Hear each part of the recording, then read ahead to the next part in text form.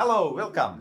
So, I will be talking about using DeepL in Collabora Online. So first of all, thanks to Adfinis, who has been sponsoring this work. And also, like, this is not my work, like, this is work of Mertume, but unfortunately, due to visa problems, like, he couldn't join. So I'm presenting this for him. Also, the work is not available in the product yet. It is being upstreamed. So just recently, it has been put into the 2205 branch. So it is there. It will be in the nightly builds, I think, but not released, but it will soon appear in the code. And also, it is not yet in the LibreOffice master, but like it is already submitted in the Gerrit there. So I hope that that soon it will be just ready for the for the integration there as well.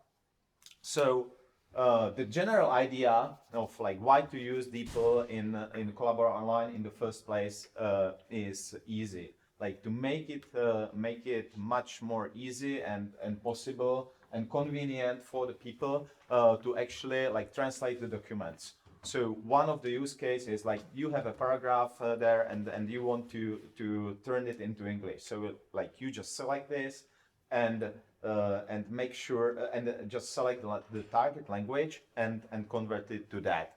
And also like it should work for the entire document, like if you want to translate it so that it works as well. And luckily DeepL provides some kind of this functionality, like it has an API. You cannot use it without an API key, but luckily they are providing also possibility to use it for free if you accept some limitations, so which is like 500,000 characters per month. And you have to register on their pages, but then you will get the API key and you are able to use it in there. For more info, you can see their API pages to see like what is the thing inside. Then of course, like you have to select this API key. So for that, like Mert had to do some changes in the LibreOffice. So that like in the tools options you can like put there the URL for the API to use, and also for the token that you get like when you register or when you pay for the pro version. In the Collabora Online case, it is a bit easier because like you as an administrator can put it directly in coolwsd.xml. So like the next time you restart your Collabora Online, it will be there and it will be ready for the usage. In the core part, it mostly does like what I've described. So like you iterate through the document model and take like what is the paragraph there. So the paragraph can have some kind of like formatting on itself. So this is to be preserved. That is fine. But it is a bit more complicated with the content of the paragraph, because unfortunately like DeepL cannot accept some kind of like arbitrary XML, but like it can accept HTML. So what we are doing, or what Merit is doing, is that the paragraph is exported to HTML. Then it is uploaded to the API for the translation and then sent back. DeepL does a reasonably good job of like really preserving like what is bold, that like it is bold in the translated version. So that is great. But like if you have some kind of like more advanced formatting on that paragraph, most likely it won't be preserved. But still, like for the basic usage, it is great at least that like you know what is the title will remain the title, what is the paragraph content will remain paragraph content. So this is good.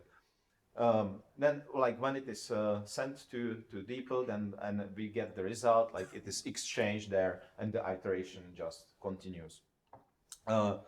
On the way, during the implementation, there were some problems. So initially, like Mert was able to do the translation, but like it stopped the world. So like when the translation started and this iteration, the calls to the API took some time, and during that time, like you were unable to do anything with the document. Like if you are just one user of the document, like you can somehow live with that, like it's okay-ish. The thing is that like for the collaborative editing, we use the same main loop, so it is necessary, and it is just a must for this to work and to be able to be somehow interactive and to be able to send messages to the other users that like we are still returning to the main loop. So he had to adapt that so that like when you are iterating, the main loop is still working, and yet like you are able to get the results from the API. But it is fixed. It is there in the pull request as well. So, and how does it look like? So in the end, like you can, there was this thing. No, the pointer doesn't work. There it is. There it is. Oh, but like, I cannot see it. We can see it. No, but I do not know where I'm pointing. So like you select the paragraph, you choose that like you want to translate it to some other language. You will get a very small pop-up with the target language. You choose like what you want, click OK, and it will be translated for you. So that's it. Thank you so much.